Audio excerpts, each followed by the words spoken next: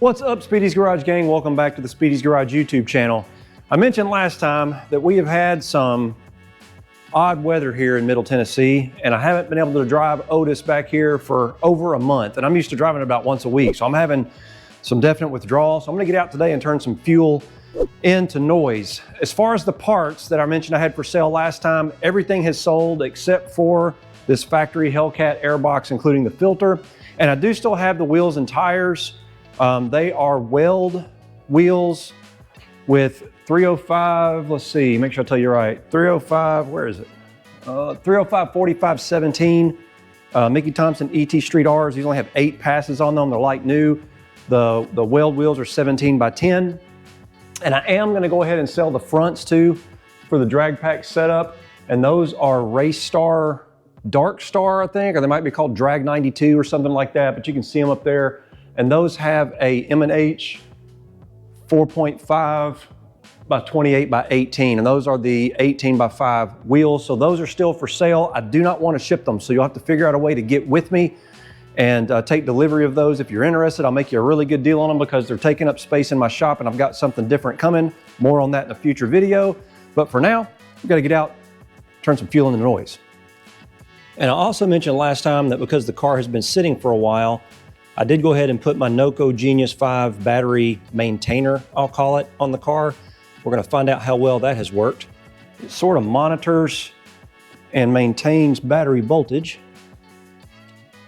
Get that out of here.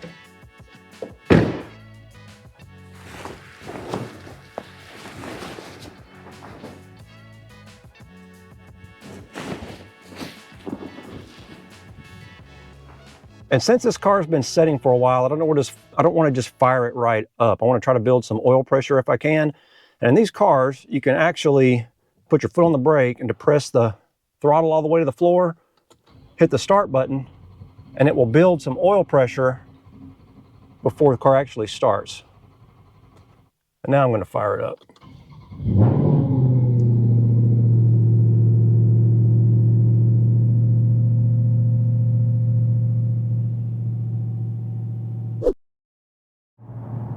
All right, so I'm out turning some fuel into noise, and I love driving this car.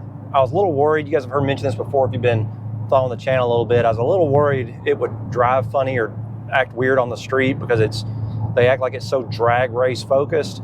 It drives as good or better than Go Man Go, the Hellcat did. Super thrilled with that. I can get out and actually enjoy driving the car around. It's been about a month or a little more since I've driven it. That's unusual for me. I try to get mine out about once a week at least and drive it around a little bit. I don't think these modern cars like to set that much. Things tend to go wrong with them when they set a lot, so I don't like mine to set for too long. I don't know how my friends up north can do it where they have to put their car away in October and can't get it back out until March or April or something. I would go berserk. Maybe they have other hobbies or something that they can get into. But what I really want to talk about today is some changes that have taken place at Stellantis, and hopefully that means good news for Dodge.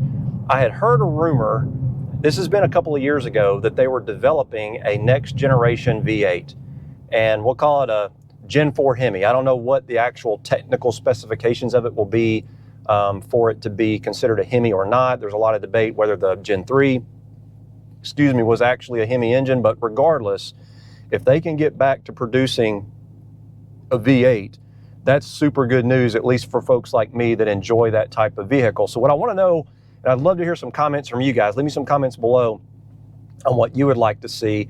We know Carlos Tavares, I mentioned this in the last video, he's now gone from Stellantis. I believe they're still searching, at least as of this video. They haven't announced any information on who the new CEO of Stellantis will be. We do also know that Tim Kuniskis was brought back to Ram. So he's now the CEO and head of Ram. And I'm hoping we'll see his influence, if not indirectly, to the rest of the car line, the Dodge line, maybe even directly. Maybe he somehow gets into the CEO position. And I've talked to Tim, and he is a legit car guy. Like, he really is interested in performance. I think they're gonna have to figure out a business model where the EV has its place, but they're trying to make it, at least right now, they're trying to make it the focus. And it's because it's really kind of all they got. and it's not turning out well. You can see on social media, it just isn't well received. There's some talk of them maybe testing the Hellcat motor in that chassis, and that's a step in the right direction. But honestly, at least from the pictures I have seen, I'm not super impressed with the aesthetics or the way the car looks. It is missing something, and I can't quite put my finger on what it is. I sort of like the front, and I like the back. I think it's the profile. It's missing that kind of Coke bottle, wide hips type look that I think they could do with that car, and it weighs too much, at least in EV form. I need to go find out, and I'll try to look it up when I edit this video, what the weight of the inline six is. But I know the battery version, it's like 55 or 5,800 pounds, which is a step way in the wrong direction.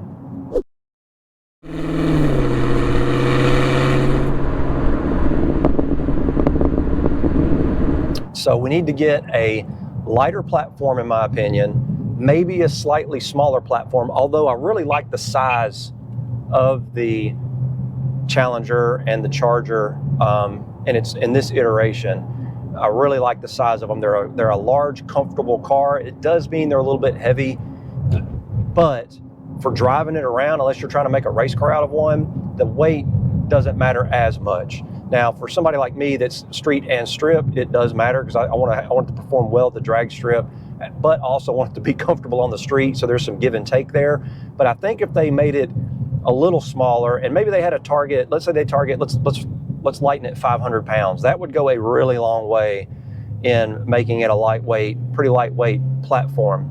And now let's think for a minute if they came out with the Hellcat motor. While great, and I love them, they're long in tooth. They're a 10-year-old power plant at this point, as of 2025.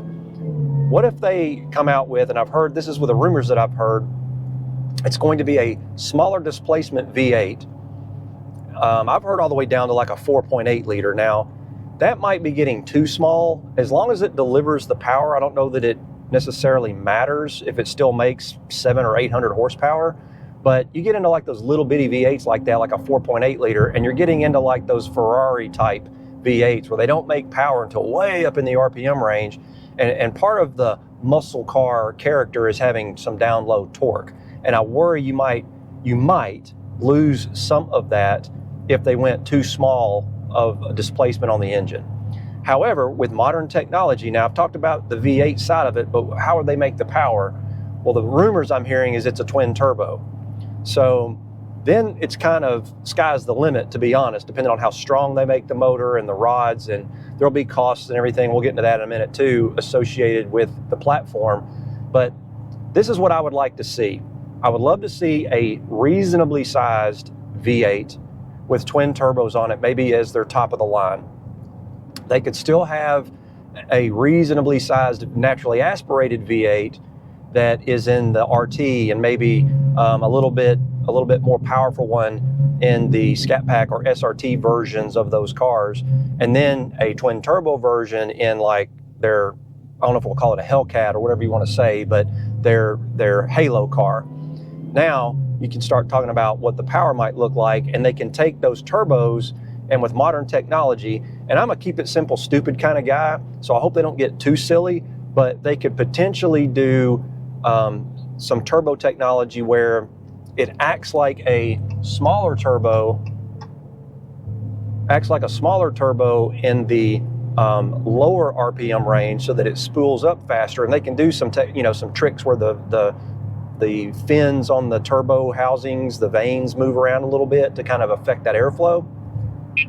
And if they could somehow have it act like a smaller turbo at lower RPMs, and then the fins on the turbo wheels move to where it acts like a larger turbo or becomes a larger turbo in the upper RPM ranges, you've sort of got the best of both worlds at that point. So now you can have some low-end grunt and some high-end horsepower.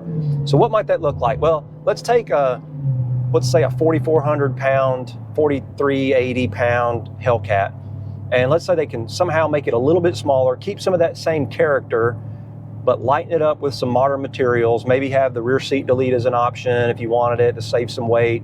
And now you get into a car that you could get down to 3,900 pounds, or if they really got, sophisticated, maybe they could get it down to 3,800 pounds, which would be really, really good for this type of car. Now they got a twin turbo V8 in it with at least an 8-speed, if not a 10-speed transmission to make up, they have to make it strong, but they can make up, some of that where it stays in the power efficiency range. So now you've got a twin turbo V8, an 8-speed or 10-speed transmission in there. And if they can make that engine, if you drop the weight, you don't need as much horsepower. So now let's say they get that horsepower up to 750 or 800, and you get some efficiencies with the turbo, so you don't have the parasitic drag. So as you know, the superchargers on these cars, the Hellcat and the Demon and those type, it takes about 100 horsepower to drive the supercharger. So if you get rid of that and you replace that power enhancer or the power adder with turbos, I don't want to call it free horsepower, but you definitely don't have the parasitic drag that you do from a supercharger. So now you're at 750, 800 horsepower in a car that weighs 3,900 pounds. It will be quick. It will be very quick. And if we get really, this is shooting for the moon. Remember, this is about what I would like to see. And engineers, if you're watching, or Tim, if you're watching, give me a shout. I'd love to sit down and bat some ideas around. I love this kind of stuff. If we could get to a point where maybe there's an all-wheel drive version, that would be the ticket, because the Achilles heel of these cars has always been getting them off the line. They're a little heavy, they're rear-wheel drive, they're torque monsters. So you had to really learn to drive them or use the aids like launch control or custom tuning to take some power out down low or something like that to really get the most out of the car. All-wheel drive would solve a bunch of those problems, and I've heard they tried or tested a Hellcat in all-wheel drive. And if you've watched any of Cal SRT's videos, you've seen him put all-wheel drive systems from a Trackhawk in a Chrysler 300. So he's done it. Now, there were some challenges with the tunnel because of the front transfer case to drive the front wheels, and that may be in some of the challenges that Dodge had when they looked at making it all-wheel drive. But if they're doing a new platform and a new chassis anyway, they could account for all of that. So now we're talking about a 3,900 pound, 3,800 pound, wish list car that's 700 to 800 horsepower, twin turbo V8. You still get the sound and all the things that we love, and it's all-wheel drive. Oh man, that would be a very sweet halo car. And imagine how fast and quick that thing could be. It would solve several problems. You've reduced the weight, you've gone to all-wheel drive, we've got a new, let's call it a Gen 4 Hemi with twin turbos. That's really, really what I would like to see, and I'm hopeful, I got my fingers crossed, that with the changes in administration and some of the EPA things being rolled back, CAFE standards are supposedly going to be rolled back, we might have opportunity for some of these car companies, especially Dodge, to sort of get back into action. Chevrolet, they haven't given up on their performance platform. They're coming out with a Corvette that's going to make 1,064 horsepower from a twin turbo V8. Ford's still making a V8 Mustang, although I think they've priced themselves out of the market for Mustang customers because they did not sell well at all this year. And I think a lot of that, there's a couple of things. They lock tuning, which, a lot of enthusiasts want to be able to modify their cars, so they lock the tuning out, but the prices also have gotten pretty high for a Mustang. So that's the last thing I was going to mention is Dodge sort of got into that same situation towards the end there where they had a 9 or 8 year old platform that used to be $60,000. When Hellcats first came out, you got 707 horsepower from these cars, very few options. They were pretty much fully loaded with nav and everything on them. I think sunroof and maybe some graphics were about the only options you could select, and they were $59,998. $59,998, I believe, was the price. Less than $60,000 for a 707 horsepower car. And somehow, before the platform ended, they were $100,000. And I mean, that's crazy to me over a basically 7 or 8 year period to get to be that expensive for a car that started off at 60,000 or less than 60,000. So they're going to have to be careful with their pricing, because I believe it was sort of that recipe of a lot of horsepower, a lot of nice features, and a very good price that made them such a success. So with some of these technologies that are going to go into this car, the twin turbos, and if we get all-wheel drive and things of that nature, they're going to have to be very careful with the pricing. So leave me some comments below on your thoughts. What does Dodge need to do to turn things around? Would you be interested in the new Charger body style if they put a V8 in that car? Or do you think they should come out with a completely new chassis? Do you think the V8, if they come out with it, should be supercharged or twin turbocharged? Leave me some comments below. I'd love to know your thoughts. So I just want to make a quick video to kind of give you guys what my wish list is for maybe something that Dodge could come out with in the future that would really get us back on track from an enthusiast perspective. I hope you enjoyed the video. Please give it a thumbs up if you did. Be sure to check us out on Instagram. It's at Speedys_garage, as well as the website, www.speedysgarage.net. Hopefully I'll see you out there. I'm gonna go turn some more fuel in the noise.